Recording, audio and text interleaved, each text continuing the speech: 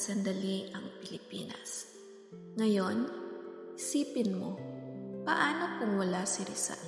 May kalayaan pa ba tayong tinatamasa? May kalayaan pa ba tayong magsalita?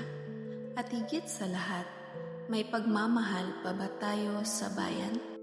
Si Jose Protasio Rizal Mercado y Alonso Rialonda, o mas kilala bilang Dr. Jose Rizal, ay hindi lang isang bayani sa aklat ng kasaysayan. Siya ay isang manunulat na gumising sa ating isipan at isang Pilipinong nagpapaalala kung sino tayo bilang isang bayan. Sa pamamagitan ng kanyang mga nobelang No Limitangere at Il Filibusterismo, matapang na inilahad ni Rizal ang pang-aabuso, katiwalian at kawalang katarungan. Hindi man siya humawak ng espada, ang kanyang panulat ang naging sandata ng katotohanan.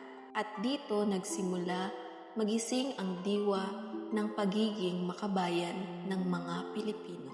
Kung walang Rizal, baka nanatili tayong tahimik sa harap ng pang-aapi.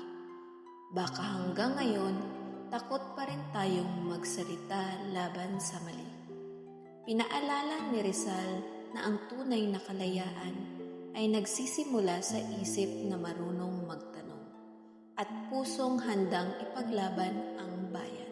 Dahil sa kanyang kahalagahan, ipinatupad ang RA 1425 o Rizal Law. Layunin nitong pag-aralan ng mga kabataan ang buhay, mga akda at ideyal ni Rizal. Hindi lang ito basta signatura.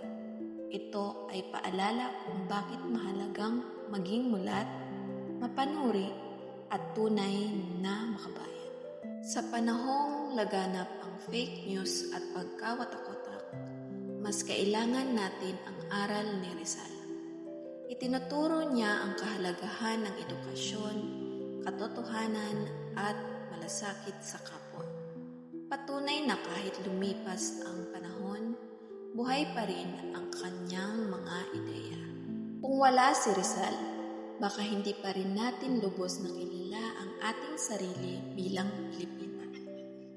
Kaya ang tanong ngayon, kung nandito si Rizal sa ating panahon, ipagmamalaki niya kaya tayo?